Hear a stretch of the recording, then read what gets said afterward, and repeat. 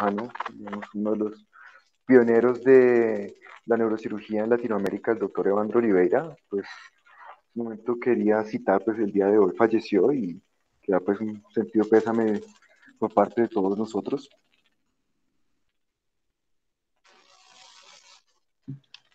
¿Qué es la muerte? Muchas religiones, civilizaciones han intentado dar la respuesta a una de las preguntas que más ha inquietado a los seres humanos. Distintas filosofías, pueblos han dado la respuesta y según cada uno sus creencias de a dónde vamos después de la muerte, si hay un lugar más allá o no. Sin embargo, en lo que somos actualmente, en lo tangible, la muerte podemos considerarla como el cese completo de las variables o de los signos vitales. Ya veremos en adelante qué tipos de muerte podemos ver ya científicamente hablando y por eso queremos en este momento ver que vamos a hablar una introducción breve de la historia como tal de la determinación de este diagnóstico, un repaso fisiopatológico, vamos a evidenciar cuál es el diagnóstico clínico, vamos a hablar qué test auxiliares hay y el mantenimiento potencial del donante de órganos. Inicialmente tenemos que la muerte, contemplada como esto, que es el cese de los signos vitales de una persona, va a estar en este círculo, ya sea muerte cerebral, una parada respiratoria, una parada cardíaca. Estas tres cosas van a ser cíclico, uno puede guiar al otro y así sucesivamente. Es por eso que en medio de todos nuestros escenarios clínicos y científicos tenemos varias partes en donde cómo considerar la muerte según distintos criterios. Entonces, en las morgues vamos a tener pues los criterios cadavéricos, la rigidez, las livideces, etcétera. En el hospital vamos a tener los criterios cardiorrespiratorios, pacientes con el cese de pulso, de respiración, calor, de temperatura, saturación de oxígeno, etcétera. Pero en nuestras unidades de cuidado intensivo vamos a tener los criterios neurológicos, puesto que van a ser estos pacientes que aún van a tener pulso, van a tener tensión, temperatura, etcétera, pero vamos a encontrar una disfunción severa de todas las funciones neurológicas del paciente. Entonces, para hacer un repaso histórico, ¿cómo fue que pudimos llegar al avance de este tipo de diagnóstico? Si no es por las técnicas de resucitación cardiopulmonar, la invención de la ventilación mecánica y de las unidades de cuidados intensivos que podían dar ese soporte vital a los pacientes, no hubiésemos podido encontrar estas entidades, puesto que para que la muerte cerebral pueda verse como un diagnóstico clínico de todos los días, tiene que haber ese mantenimiento de las variables cardiorrespiratorias. Entonces, aproximadamente cuando ya eran más o menos los años 40 que empezaron a institucionalizarse las unidades de cuidado intensivo, el doctor Moralet Goblón empezó a encontrar que una cosa que se llamaba el coma de Pasté, que en esencia lo que quería demostrar eran pacientes que entraban en coma y que nunca volvían de él. Fue de los primeros en hablar de esta entidad de pacientes que no volvían después de estar en un coma prolongado.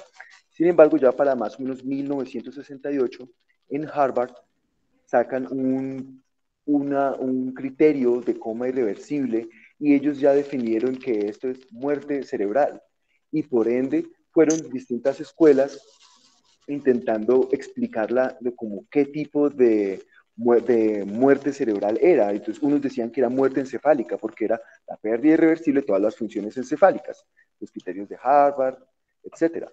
Otros que eran solo muerte del tronco cerebral. Entonces, otros hablaban de la muerte de la corteza cerebral.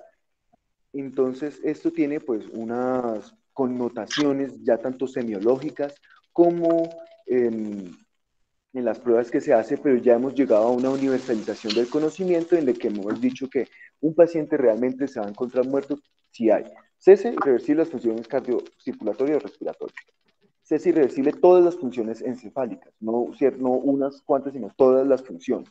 Entonces es importante tener en cuenta y generalmente en las guías de todo el mundo son los médicos y los sobre todo expertos en neurociencias los que van a dar como tal diagnóstico de estas enfermedades, de esta entidad, perdón. Entonces, acá dando una diapositiva mostrando cómo fueron cambiando los criterios internacionalmente. No voy a detenerme en esto. Y encontramos pues que es la universalización del conocimiento en esto. Cese completo e irreversible de todas las funciones de todas las estructuras neurológicas intracraneales, hemisferios cerebrales, tronco encefálico, estructuras situadas todas porque están por encima del foramen magno, cerebelo, etc. Entonces, tanto la legislación colombiana como científicamente hablamos de que cuando hay pérdida de estas funciones neurológicas y que son irreversibles, se da por hecho que el individuo está muerto. Es por eso que aproximadamente desde 1988 empezó a crearse una legislación en Colombia para determinar, uno, el diagnóstico, los ítems que se iban a requerir para realizar tanto el examen clínico como los test auxiliares, también como la normatividad para realizar lo que era la donación de órganos y tejidos, que está escrito acá en el decreto 2493 de 2004, que también realizó la creación de la red de donación de trasplantes y órganos y tejidos. Entonces, después de esto, aproximadamente desde el 2016, la ley 1805 modificado ciertas cosas de estos artículos para denunciar que se tiene la presunción legal de que todos los colombianos, en esencia, somos posibles donantes de órganos, excepto si cuando tuviésemos la facultad nos supusiéramos a esto. Sin embargo, en una de las charlas que hemos recibido de las redes de donación de órganos, ellos siguen teniendo muy en cuenta lo que son lo que es la opinión y el concepto de los familiares. A pesar de que la ley diga esto, si la familia usualmente se opone a ese tipo de procedimientos, etcétera, la red de órganos va a rechazar como tal. Ellos buscan usualmente una unanimidad de todo lo que, para el cultivo, perdón, el cosechamiento de los órganos de las personas. Digamos que llevando las cosas hegemónicas, ¿no? Que sea armónico todo lo que pueda deberse, porque pues, los órganos que se van a llevar, se van a recolectar de estos pacientes van a servir para otras personas y feo en el aspecto de que puedan dárselos con odio, resentimiento, por obligación. Entonces, es una cosa buena que maneja, digamos, entre las políticas internas de la red de trasplantes. Entonces, ¿cómo llegamos a la muerte encefálica?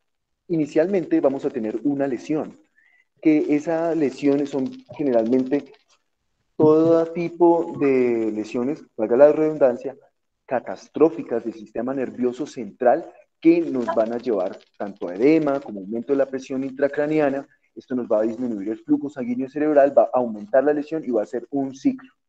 Y esto nos va a llevar a herniación encefálica, infarto cerebral y un infarto encefálico. Esto, ¿por qué entidades puede realizarse? Ya sea por hemorragias catastróficas del sistema nervioso central, trauma craneoencefálico, hipoxia, etcétera, que voy a mostrar ahorita en algunas diapositivas. Entonces podemos ver acá en estas imágenes cómo ciertas entidades pueden producirnos esto, un hematoma intracerebral que nos haga una herniación cerebral, haga como tal un infarto del tallo cerebral que nos va a hacer el cese de la actividad, tanto de todo el control encefálico que tenemos del cuerpo. Podemos verlo también en esta imagen cadavérica, cómo está herniada las amígdalas cerebrales a través del foramen magno. ¿Qué es lo que se encontraba históricamente en esos pacientes? Digamos, voy a hacer acá un recuento y era estos pacientes que entraban en ese coma de pasé que hablaba al principio de la exposición, se encontraban que eran pacientes que seguían ahí con el soporte vital, no recuperaban, fallecían. y los llevaban a, a autopsias y lo que encontraban era una descomposición como tal del sistema nervioso central, ya un cerebro pudriéndose o ya licuado, etcétera. Y entonces fue que ellos empezaron a cambiar todo el paradigma y buscando qué signos de los pacientes nos iban a llevar hasta este punto. Entonces, ¿qué tenemos de bases para realizar el diagnóstico? Primero, tener un diagnóstico etiológico, visto que se ha dado por las técnicas de neuroimagen, ya sea resonancia, tomografía, etcétera, algo que nos diga, oiga, esta fue la noxa por la cual el paciente está cursando con este déficit neurológico.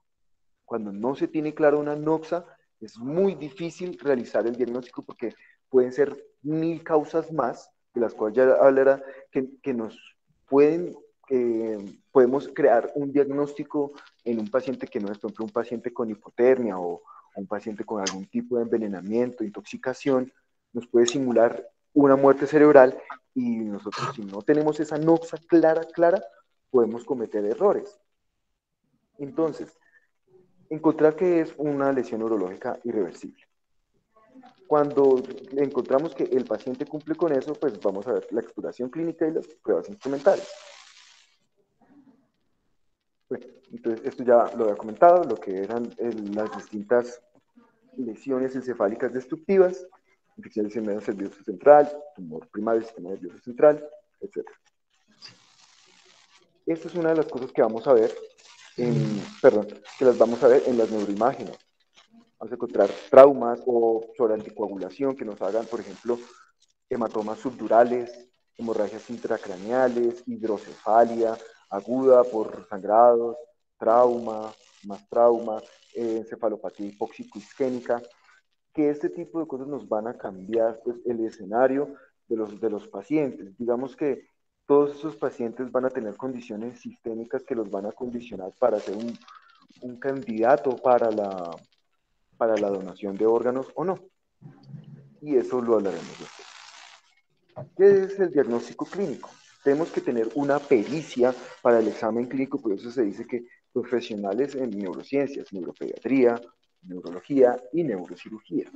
¿Qué tenemos que tener en cuenta cuando nos piden una interconsulta para valorar el paciente por probable muerte encefálica? ¿O qué tiene que ver el médico de la UCI para pedir una interconsulta por un profesional de neurociencias? Uno, el paciente pues en la UCI. Dos, que en la ventilación mecánica no se vea que tenga, eh, que esté facultando la respiración o que el ventilador le esté ayudando porque él está eh, respirando propiamente. Otra cosa, que tenga estabilidad circulatoria. Esto es supremamente importante, que tenga una presión arterial sistólica mayor de 100, porque cuando tenemos un paciente inestable, obviamente el examen clínico no va a ser completamente específico. La oxigenación, la ventilación. Y otra cosa importantísima, un paciente que vamos a valorar no puede estar frío, porque la hipotermia, cuando es menor acá de 32 grados, se va a comportar exactamente igual que un paciente con muerte cerebral. Esto es supremamente importante. Digamos que acá en Colombia es, digamos, difícil, puesto que a pesar de que en Bogotá hace frío, pero no hace temperaturas tan bajas como en otros lugares donde sí hay estaciones y donde se puede encontrar este tipo de pacientes simulando esto, pero lo que tienen es hipotermia, es una cosa, un diagnóstico que hay que tener muy claro. Y el mantenimiento de la homeostasis, tanto hidroelectrolítica, ácido base y endocrina. Porque los pacientes con hipernatremia nos pueden dar un falso negativo en nuestro examen clínico. Otra cosa que es importante es cuando los pacientes están bajo pseudoanalgesia, puesto que ha cursado con medicamentos para la sedación, la intubación, relajación, etcétera. Hay autores que dicen que tiene que estarse al menos dos o dos vidas medias del medicamento para poder hacer un examen clínico, dependiendo del medicamento, ya sea fentanil, midazolam, etomidato, propofol, etcétera. ¿Qué vamos a buscar? Vamos a buscar, vamos a hacer una exploración neurológica completa, sistemática y rigurosa. y lo que vamos a corroborar es que el paciente esté en un coma profundo a reactivo. Y eso son la desaparición de todos los reflejos concefálicos. Y después de eso vamos a buscar lo que es la ausencia de la función del centro respiratorio con un test de apnea que ya miraremos cómo funciona. Entonces, estos son los pacientes que vamos a tener todos los días en la UCI, que nos van a llamar, que van a estar completamente invadidos, van a tener muchísimas variables que entender, pero nosotros debemos ser rigurosos de que, primero, que no tenga medicamentos depresores del sistema nervioso central. Entonces, vamos a encontrar que el paciente tenga una ausencia de la función cortical, que esté hipotónico, que tenga un Glasgow de 3, que no tenga respuestas de movimiento, ni de celebración, ni de corticación, que no esté temblando, etc. Ahora, es importante determinar que hay muchos pacientes que pueden simular una retirada, una flexión a un estímulo, pero hay que tener la pericia para determinar que estos son reflejos medulares de la médula espinal y que no son respuestas de la función cortical, de las cuales ya les mostraré. Entonces, primero es un ejemplo de todos los distintos estímulos nociceptivos que hacemos en los pacientes, de los cuales voy a hablar uno por uno. Por ejemplo, esta diapositiva me quedó desordenada, pero bueno, ahorita vamos a hablar de eso. El signo de Lázaro, ahorita les voy a mostrar un caso mejor. Vamos a hacer entonces todo el examen. Inicialmente pupilar, vamos a mirar cómo están las pupilas de ingreso. Vamos a verificar con la iluminación cómo está el reflejo fotomotor, el reflejo corneal, reflejo facial, oculocefálico, oculovestibular, faringio, tusígeno, y después vamos a mirar lo que es la prueba de apnea. Vamos a hacerlo en ese orden, en un orden céfalo-caudal.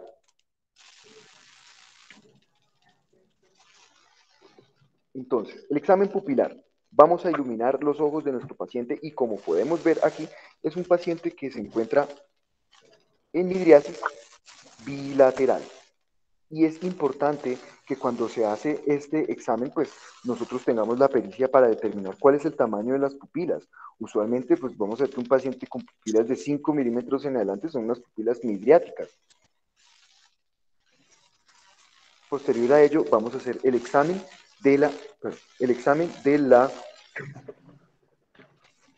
fotomotor. Vamos a iluminar los ojos de nuestro paciente. Y vamos a evidenciar que pues no hay una respuesta ni fotomotor directo, ni consensuada, ni contracción pupilar. Luego vamos a hacer lo que es el reflejo corneal. Vamos a estimular las ramas sensitivas del nervio oftálmico para evidenciar, tocando la córnea, si hay un parpadeo del paciente, pues es negativo. Es positivo, por lo tanto, podríamos decir, hay integralidad de ese circuito. Pero, ¿qué es lo que esperamos nosotros en muerte encefálica? Que no parpadee y que no haya lagrimia. Después, ¿qué vamos a hacer? Reflejo facial. Vamos a hacer una estimulación dolorosa, usualmente en los nervios trocleares, supraorbitario, en el nocho supraorbitario. Ahí vamos a hacer un estímulo que es bastante fuerte y vamos a evidenciar si el paciente hace un movimiento facial o corporal o intenta sacudirse, gesticular, ese circuito que va también por la rama oftálmica está indemne, por lo tanto no podemos hablar de muerte encefálica. ¿Y qué tenemos que encontrar en la muerte cerebral? Pues que no tenga ningún tipo de respuesta.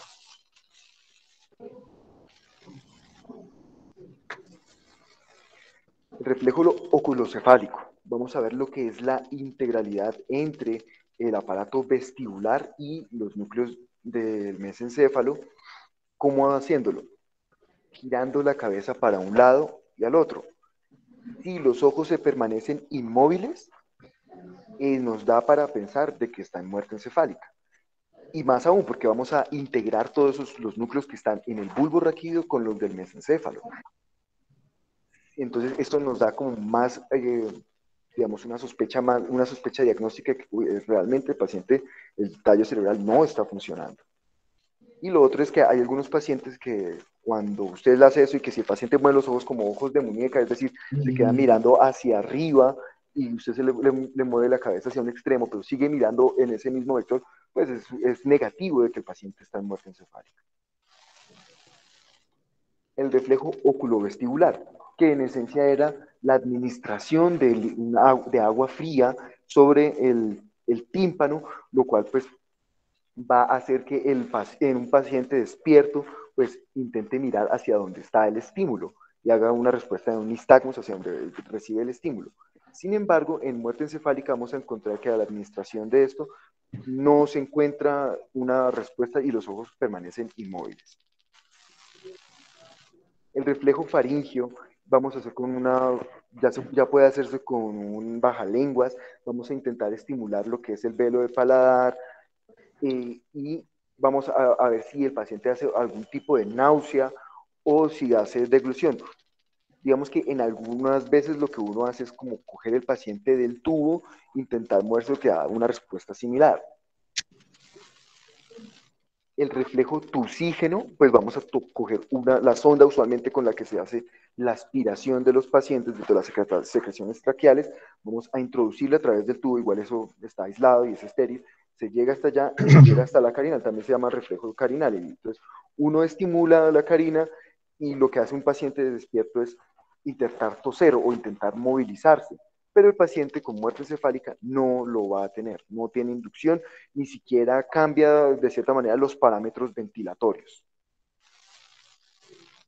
Entonces, como les había dicho yo, los pacientes con muerte cerebral suelen hacer ciertas posturas, ciertos movimientos, que es importante ustedes determinarlo, y sobre todo porque le van a llegar a ustedes los familiares y decir, pero es que doctor, mire que se está moviendo el paciente, él está vivo, doctor, él está vivo, es que le hablé y se movió. Es importante que tengan la pericia. Este paciente, una paciente que vi yo en octubre en el hospital del Tunal, les voy a mostrar el video. Entonces, esta paciente, ¿ustedes están escuchando el audio? Sí. Ah, bueno.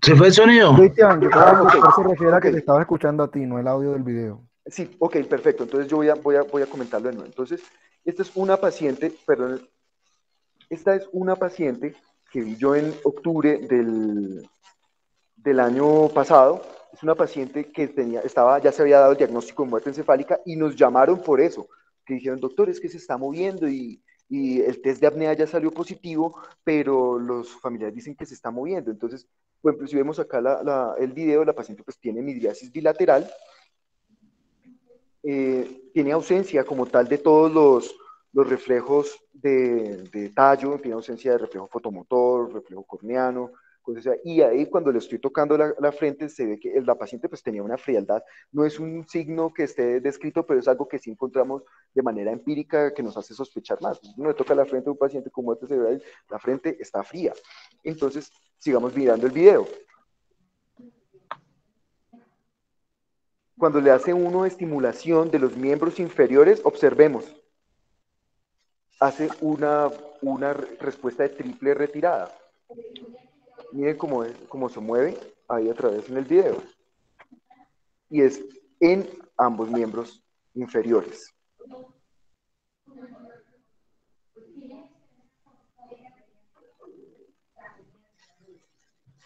Ahora, también podemos encontrar, en esta misma paciente, encontramos esto.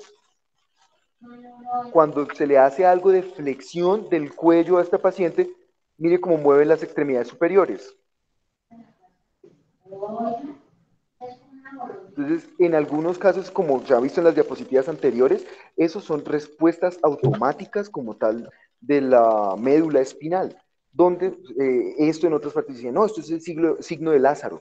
El signo de Lázaro, por así decirlo, porque es un paciente que se levanta, como vemos en este caso, estaba presente aproximadamente entre el 3 al 4% de los pacientes con muerte cerebral. Y como les decía, es una respuesta automática de la médula espinal, ya que pues tuvimos la fortuna de grabarlo, es importante, los R1 y demás compañeros, ver que pues el paciente tiene muerte cerebral, ya estaba completamente diagnosticada con el test de apnea, pero vean que está haciendo esos reflejos automáticos. Entonces, para que quede para siempre.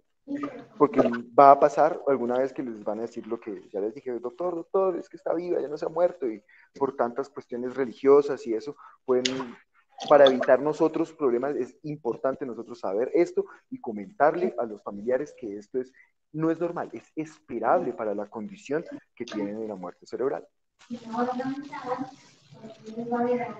Ahora, ya que cuando nosotros hemos hecho todo el examen clínico, hemos verificado todos los hallazgos semiológicos, vamos a ir a hacer lo que es el test de apnea. El test de apnea, ¿qué nos va a medir? Si el núcleo respiratorio está funcionando, sí o no. Tenemos entonces que tener estas condiciones. Eso ya son cosas más de la UCI, pero nosotros en el momento de evaluar el paciente podemos sugerir que el paciente cumple con los criterios para hacer el test de apnea. Entonces va a ser que esté normotérmico, la presión arterial sistólica mayor de 100 milímetros de mercurio. Y entonces en este paciente pues, se va a llevar a una preoxigenación para llevarlo a una presión arterial de oxígeno mayor de 200 milímetros de mercurio, que esté en normocapnia, es decir, entre 35 y 45 milímetros de mercurio. Entonces, este paciente se va a calcular aproximadamente el tiempo que hay para llegar aproximadamente a 60 milímetros de mercurio de presión arterial de CO2, según la presión arterial de presión arterial de CO2 de inicio. Es decir, si un paciente tiene 35 milímetros de mercurio y se supone que la velocidad de aumento del CO2 en la sangre está aproximadamente entre 2 milímetros de mercurio a 3 por minuto. Entonces, podemos calcular que para llegar a 60, entonces son aproximadamente 25. Es decir, en 12 minutos podríamos volver a tomar una nueva muestra de gases arteriales para verificar si hay un aumento de la presión arterial de CO2. Entonces, usualmente lo que hacen en las unidades de cuidado intensivo es que es aproximadamente 8 o 10 minutos, perdón, y el incremento del APACO es entre 3 a 4 milímetros de mercurio por minuto.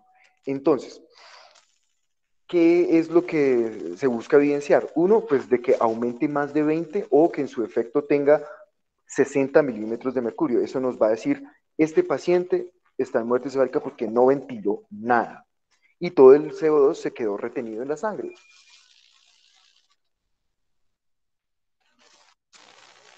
Este paciente, pues en esencia, cuando se pone el test de apnea, se le retira el ventilador. Lo que usualmente hacen distintas técnicas es conectarlo a un tubo en T para suministrarle oxígeno a 6, otros dicen que 12, otros dicen que 15 litros por minuto. Sin embargo, tú dices, no, que eso aumenta la PIP, que el barotrauma, que si es paciente donador, eso ya lo tienen estandarizado según las órdenes, primero las etiologías de la muerte cerebral, segundo, si el paciente es candidato o no para donación de pulmón, por ejemplo, ahí sí los criterios cambian completamente. Pero entonces, por ejemplo, en este caso, lo que se hace, si podemos observar aquí, inicialmente la capnografía y la que y la y los movimientos respiratorios, pues es que tenemos 20 y 37 milímetros de mercurio. Se ha dejado el paciente quieto, se le ha retirado la ventilación, se ha dejado el tubo en test, se le ha puesto el oxígeno y evidenciamos que tiene capnografía y miren, acá está con 0 movimientos respiratorios y con 0 de presión de CO2, que no lo detecta el capnógrafo. Digamos que nos puede ayudar a hacer un seguimiento constante de lo que es en el test de apnea en estos pacientes. Entonces, ya les dije, vamos a encontrar que el test de apnea positivo sí presenta un aumento de 20 mililitros de mercurio sobre la PACO inicial o si ya sube por más de 60 milímetros de mercurio. El test de apnea va a ser negativo si hay movimientos respiratorios espontáneos. Algunos dicen que repetir el test en 24 horas, etc. Es importante saber de que estos pacientes con muerte cerebral usualmente el 90% de los pacientes, 90, 92, 3%, no alcanzan a cumplir una semana en la unidad de cuidado intensivo. Fallecen por todas las complicaciones neuroendocrinas de que vamos a hablar ahorita para el mantenimiento del paciente potencial para donante de órganos. Incluso hay como 2 casos descritos en la literatura de pacientes con muerte encefálica que duraron hasta un año en unidades de cuidado intensivo, pero pues eso sí es por allá en el Reino Unido, en otras partes. Ahora, un test de apnea indeterminado Esto puede darse porque el paciente en el test de apnea se inestabilizó, porque entró en acidosis metabólica, respiratoria, que disminuyó completamente la presión arterial sistólica, etcétera. Entonces, en ese tipo de casos se puede compensar el paciente, estabilizarlo por 10, 15 minutos y volver a repetir el test. Si el test no se puede hacer, entonces, o el test indeterminado, se intentó, pero no se pudo porque el paciente está muy inestable, entonces nosotros vamos a tener que echar mano de lo que son los test auxiliares. Acá quería simplemente quería mostrarles estos gases arteriales. Por ejemplo, veamos acá cómo tiene la PCO2 de ingreso. Listo, veamos ahí que tiene 41 de presión arterial de CO2 y, por ejemplo, veamos esa presión de oxígeno de 448. Tiene, pues, está estable, digamos que tiene un pH de 7.35. Después del test de apnea, mire, hace una acidosis, como tal, acidosis respiratoria, porque también tiene 66 de presión arterial de CO2, pero la presión de oxígeno, pues, no es que haya cambiado mucho. Entonces, pues, esto es un test de apnea que es positivo.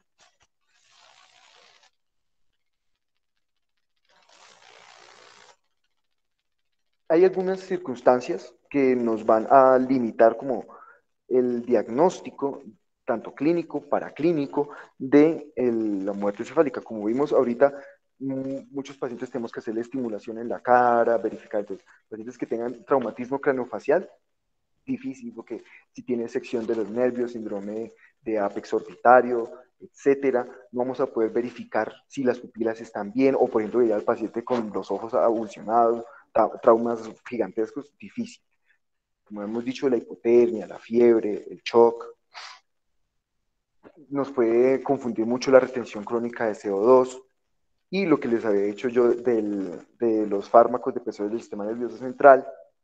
Entonces, esto nos va a dificultar bastante el diagnóstico y por eso vamos a tener en muchos casos que echar mano, como ya he dicho, de los test auxiliares. Entonces, de estos tres tipos.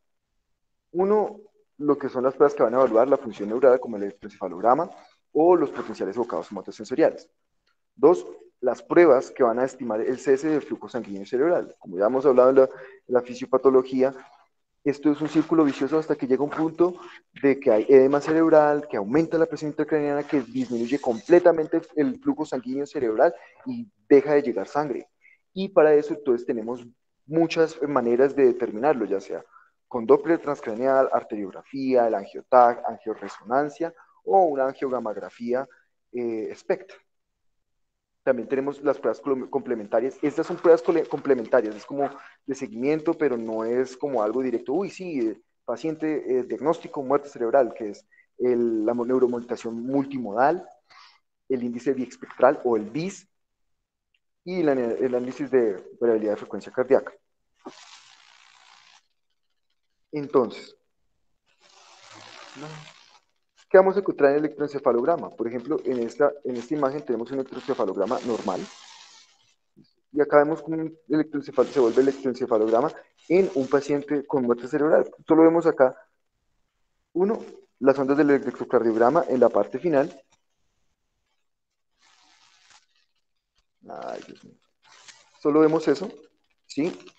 Solo vemos unas espicas que se ven en los distintos trazados, pero esto es por la onda de complejo QRS del electrocardiograma.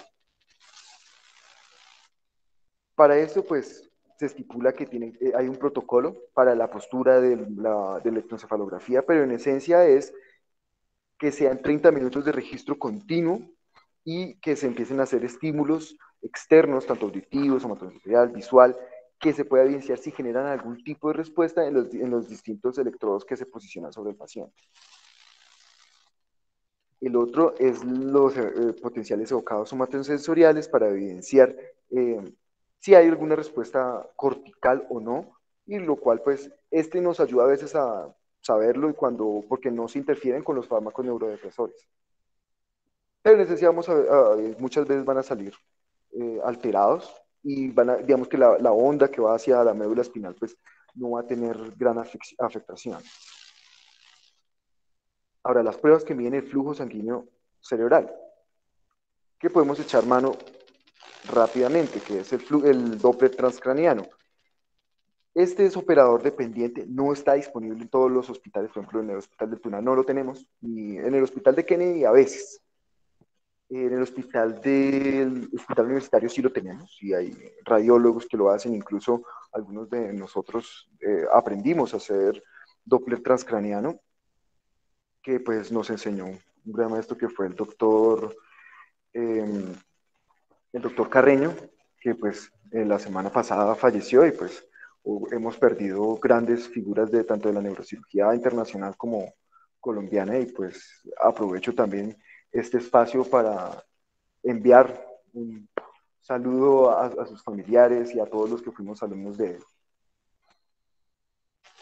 Entonces, como decía, este examen en esencia depende mucho del operador, de la ventana del paciente, del equipo también que podamos tener, y en esencia se intenta buscar el flujo de las arterias, pues en esencia no se van a encontrar, uno intenta insonar sobre donde debería uno encontrar las arterias y esperar allí si se encuentra alguna señal durante 30 segundos.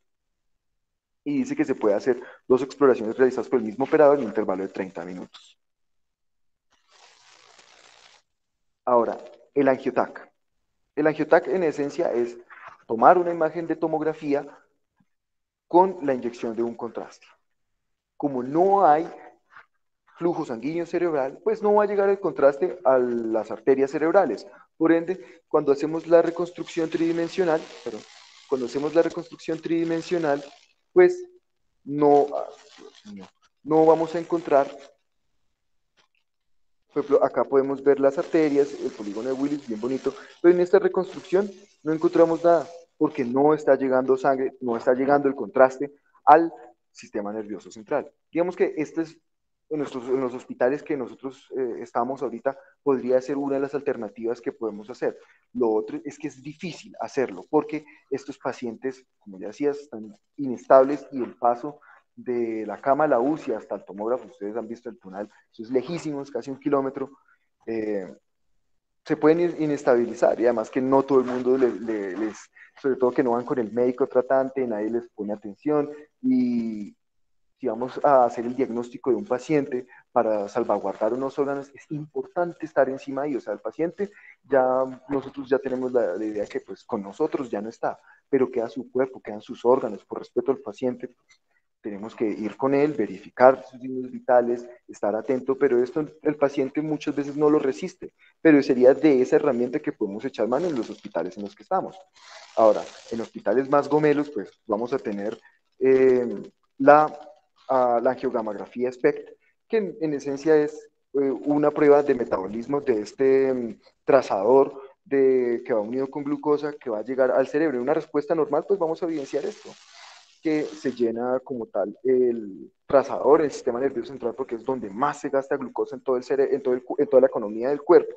Pero en un paciente con muerte cerebral, veamos su signo de cabeza vacía. Comparemos respecto a lo que vemos aquí. Acá sí se ve que hay metabolismo, pero en los otros no hay. Por ende, consideramos de que no hay metabolismo, no está llegando ni la sangre, ni los metabolitos, ni todos las sustancias nutricionales que necesita el sistema nervioso central para subsistir. Y este es un examen esto fue en la clínica Valle de Lili que tomaron esta imagen, que podemos ver una imagen representativa de un signo de cabeza vacía. Pues como ya les había dicho, las pruebas complementarias del índice biespectral, como el índice biespectral, en esencia está delimitado en un coeficiente de distintos puntos electroencefalográficos y pues como ya vimos en la electroencefalografía de los pacientes con muerte cerebral, la señal es 0, por ende pues vamos a encontrar que es 0.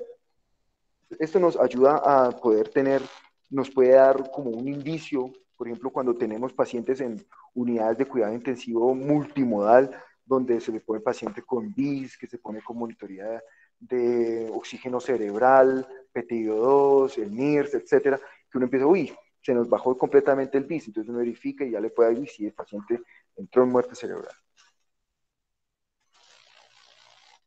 Entonces, ¿qué vamos a tener en cuenta de lo que dice la legislación y de cómo hacer el diagnóstico en los niños?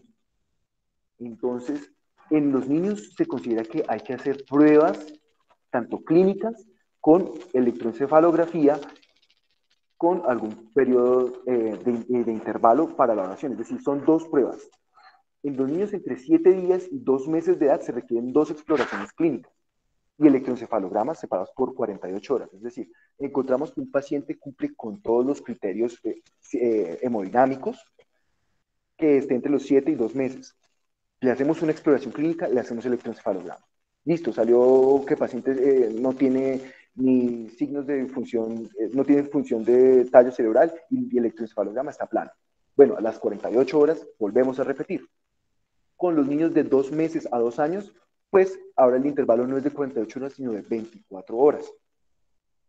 Y lo que se considera para los niños mayores de 2 años es válido aplicar los mismos criterios que se utilizan en los adultos. Bueno, ya después de que hemos hecho el diagnóstico del paciente y corroborado como tal que el paciente tiene muerte cerebral, vamos a evaluar que el paciente sea potencial donador de órganos. Esto pues lo va en esencia a determinar las redes de trasplantes. Entonces, ¿cómo funciona esto? Número uno, se va a encontrar el paciente que tenga muerte cerebral y que se hace la alerta como tal a la red de trasplantes de que hay un posible donante. Entonces, se va a hacer el diagnóstico de la muerte cerebral por el especialista. Cuando se hace el diagnóstico, pues se va a realizar pues todo lo que es el manejo de la UCI, se hace una monitoría invasiva completa del paciente para mantener esos órganos. Recordemos que como el paciente ha fallecido, va a tener muchísimas complicaciones porque, como les dije, la mayoría, el 92, van a fallecer en la primera semana, pero tenemos que mantener este paciente para poder recolectar sus órganos y darse al poder trasplantarlos a los pacientes. Ya oficialmente y para la política colombiana y la legalidad, el paciente falleció. Bueno, entonces, una vez se ha hecho el test de apnea, ya la red de trasplantes pues ya lo sabe, ellos ya van a empezar a evaluar. Uno, hay que tomarle exámenes para infecciones, que ya les voy a mostrar qué exámenes. Si el paciente cursa con algún tipo de infección viral bacteriana, pues va a ser descartado. Si el paciente tuvo cáncer o enfermedades sistémicas, va a ser descartado, pues dependiendo de qué tipo de tejido vamos a recolectar, ya sean huesos, corazón, pulmón. Acá en Colombia no se hace intestino, pero en Estados Unidos sí. Riñón, hígado, piel, digamos que piel córneas, no tiene tanto problema, se pueden recolectar aproximadamente entre 6 a 24 horas después de la parada cardíaca. Entonces, ¿qué es lo que vamos a hacer? Esos pacientes van a tener disfunción hipotalámica y es importante manejarles la hipotermia. ¿Cómo se va a manejar? Pues con líquidos calientes, mantas térmicas, y hay que hacer una vigilancia continua de la temperatura en estos pacientes, porque la disminución de la temperatura en ellos nos va a cambiar todo el perfil de tanto la metabolización hepática y tenemos que cuidar ese hígado, porque ese hígado le puede servir a alguien. El control de la glucemia. Se recomienda que el paciente tenga una glucemia menor de 180 miligramos por decilitro, porque cuando está aumentada más allá de esto, va a cursar con complicaciones renales y va a disminuir como tal la calidad de esos riñones que se van a trasplantar y pues ya es un riñón que se va a dañar. Entonces, por eso recomiendan hacer una monitoría estricta y manejo con insulina. Los cambios hormonales que vamos a encontrar, pues así como se ha dañado el hipotálamo, la hipófisis también. Entonces vamos a encontrar que hay una disminución de la hormona tiroidea y por ende vamos a necesitar darle una ayudita con la administración de T3. T3 en lugar de T4, que se ve que la T3 es más rápida en sus efectos, sobre todo cardiovasculares. Entonces vamos a ver que hay pacientes que están inestables de manera cardiogénica o hemodinámica y vamos a sospecharlo en estos pacientes que tengan una FEDI menor de 45. Cuando se les administra T3, los pacientes mejoran e incluso para evaluar pacientes que van para trasplante cardíaco, se recomienda la administración de este medicamento. Es importante tener en cuenta lo que es el manejo de la diabetes insípida, ya que la hipófisis posterior también está infartada, también están infartados los núcleos del hipotálamo, pues vamos a tener una pérdida como tal de la producción de vasopresina y el paciente puede llegar a hacer diuresis aproximadamente de 500 mililitros por litro, lo cual es altísimo. Por lo tanto, se recomienda evaluar qué tipo de medicamento utilizar. Vasopresina, que tiene un efecto cardiovascular, hemodinámico en esos pacientes que están hipotensos, ayuda mucho. Pero en un paciente que está hemodinámicamente estable, con buenas tensiones, pues se recomienda la desmopresina. Cambios inflamatorios.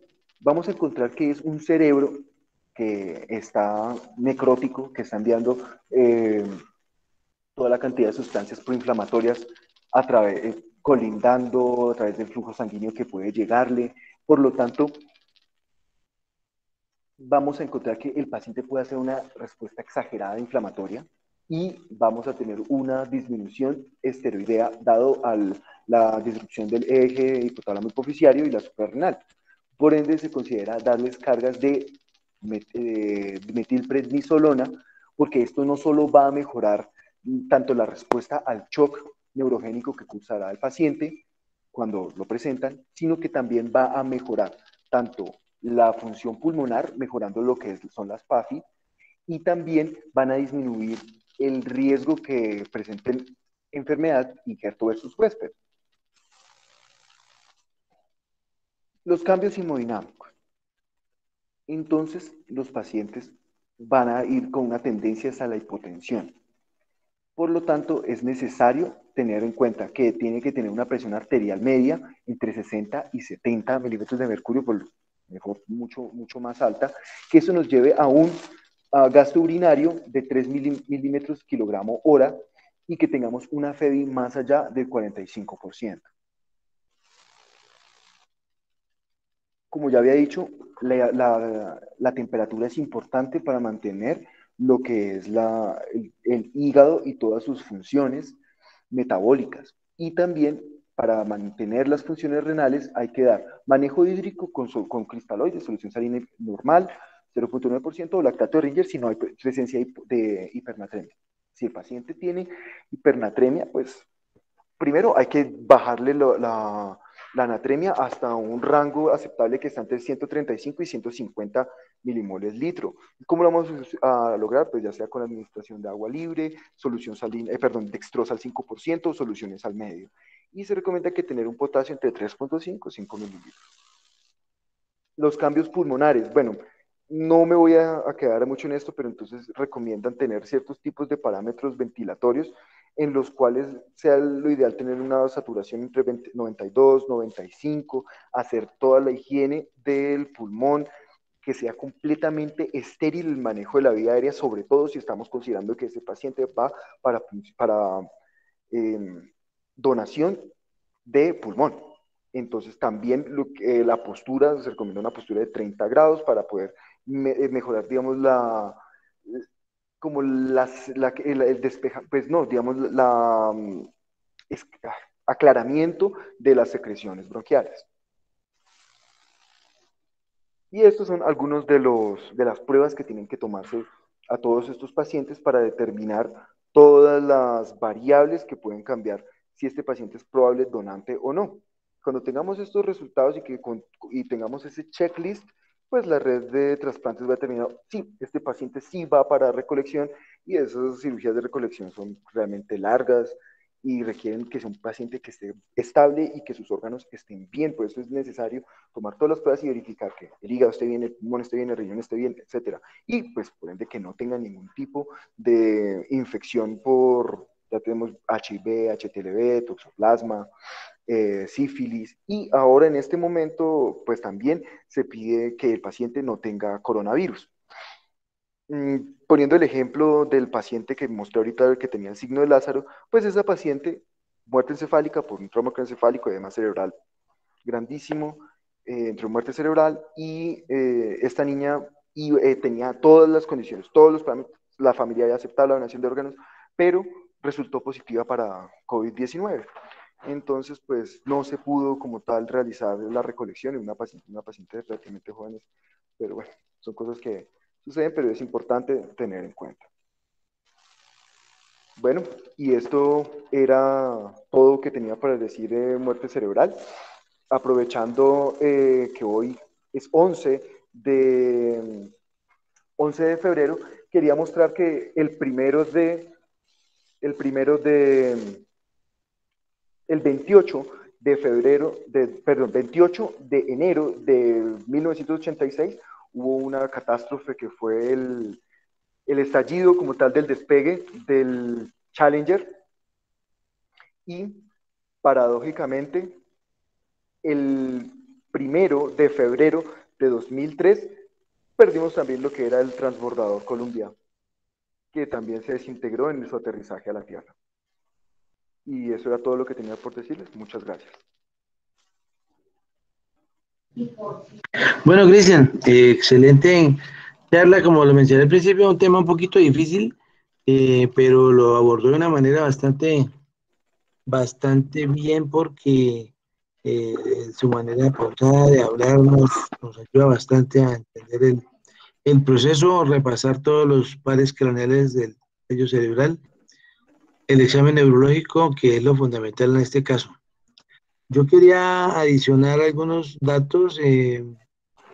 Tal vez de mi afición por la neurología nació cuando era niño y escuché una radionovela, pues para los jóvenes ahora es algo exótico, pero en aquella época de niños a las 6 de la tarde o 5 de la tarde la, la, en las casas nos encontrábamos escuchando radionovelas y recuerdo mucho una de un señor que le hicieron una decapitación en la guillotina.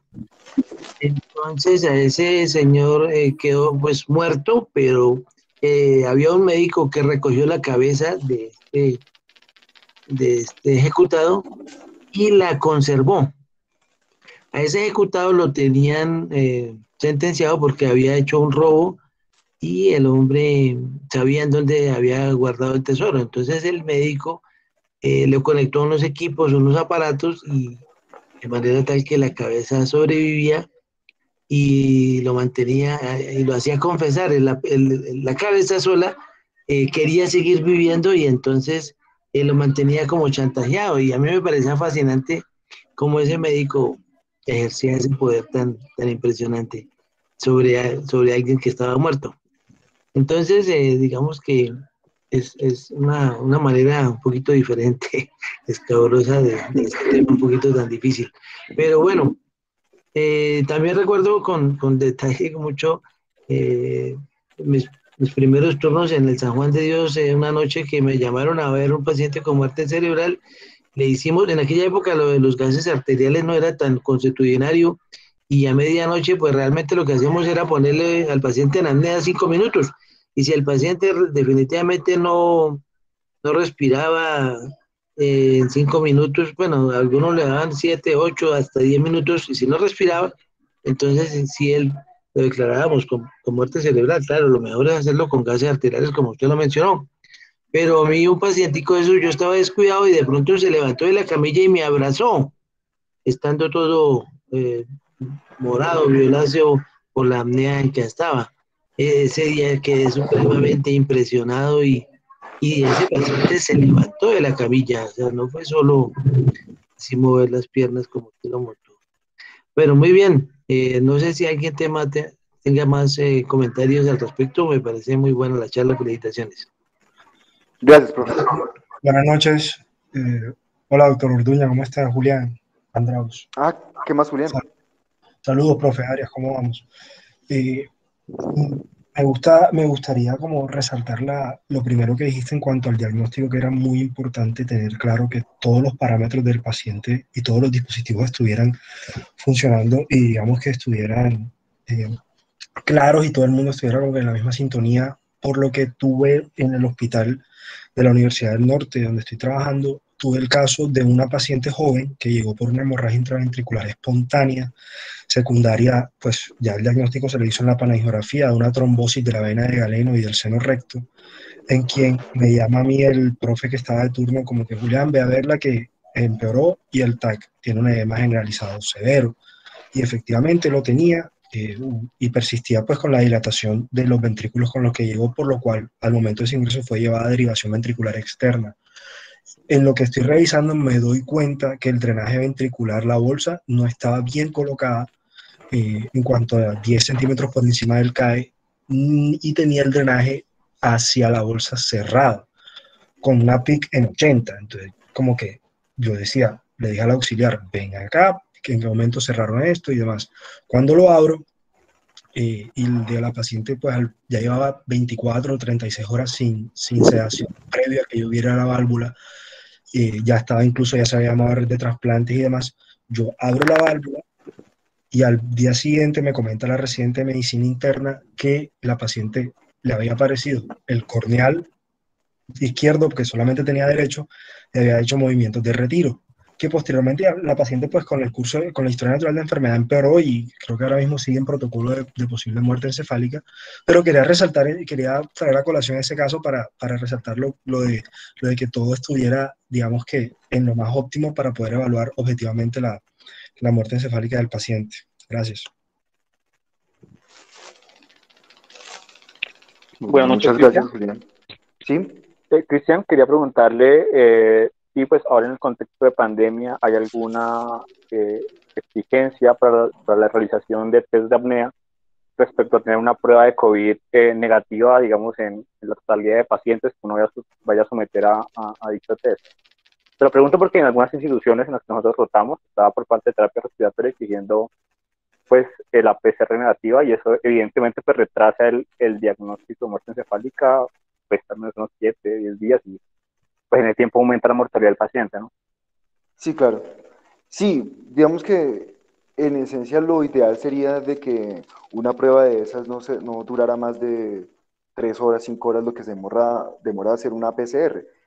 Ya es una cuestión completamente administrativa, pero en esencia en el protocolo sí se requiere, tanto por seguridad del personal como seguridad del paciente, que el test de COVID sea negativo para poder hacer el test de apnea. Pues ya vemos de que se desconecta el paciente y se pone un tubo en T, pues obviamente que va a aerolizar toda la zona. Pero digamos que eso ya son cosas como tal de nuestros hospitales públicos que cursan con ese déficit.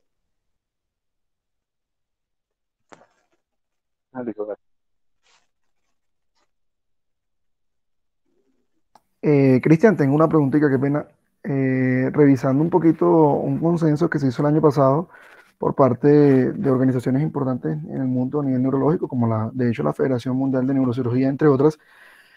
Entre los criterios que ellos mencionaban, están todos los que tú dijiste y siempre hablaban de la presión arterial sistólica por lo menos de 100 milímetros de mercurio, o siempre decían una presión arterial media que fuera por lo menos mayor de 60 milímetros de mercurio. Pues me llamó la atención porque vi que no, específicamente ese no lo mencionaste, y a lo mejor uno encuentra un paciente, por ejemplo, con 90-60, lo cual ya le daría una media más de 60. En ese caso igual se podría proceder a hacer el examen neurológico para descartar la muerte encefálica. Eso pues lo quería como preguntar porque quedé con una duda. Y lo otro es que, pues teniendo en cuenta que probablemente una de las causas más importantes de trauma craneoencefálico por accidentes, que puede ser una de las causas que lleve finalmente a un estado de muerte encefálica, en nuestro medio sobre todo se ve muy relacionado con el consumo de alcohol. Entonces me llamó la atención un dato, y era que en ese mismo consenso ellos especificaban que los niveles de alcohol sérico deben ser por lo menos menor de 80 miligramos sobre decilitros para proceder a hacer el examen, porque ante niveles superiores, pues precisamente por los efectos del etanol podríamos tener resultados sesgados. Entonces te recuerdo, una presión arterial media por lo menos de más de 60 también me permite hacer el examen físico. Sí, sí, sí, claro. Sí, claro, porque yo le que mi paciente tiene que estar por una tensión arterial media entre 60 y 70 y que también estaba entre los criterios de mantenimiento del paciente. O sea, sí, no es la regla, pero sí se Ya, puede ya, hacer el examen porque lo que uno necesita saber es que con esa tensión arterial media es haya que flujo. en esencia haya una presión de perfusión cerebral. Claro. ¿Listo? Okay. Gracias. Y lo otro era de lo que me decía de las sustancias. depresoras del sistema nervioso central. Pues, en esencia es verificar que este paciente tengamos clara cuál fue la noxa de la lesión catastrófica del sistema nervioso central. Si es un trauma, bueno, sospechamos que está alcoholizado, pues hay que revisar eso. No, que el paciente se cayó de un carro, se cayó de la chiva porque iba escopolaminado, porque estaba metiendo coca y se estrelló contra un poste. Hay que determinar eso, digamos que eso sí ya lo hace el personal de urgencias, que tiene que descartar todos esos tipos de medicamentos que van a hacer depresión sobre el sistema nervioso central. Y es usual que les pidan escopolamina, opiáceos, cannabinoides, etcétera, a este tipo de pacientes.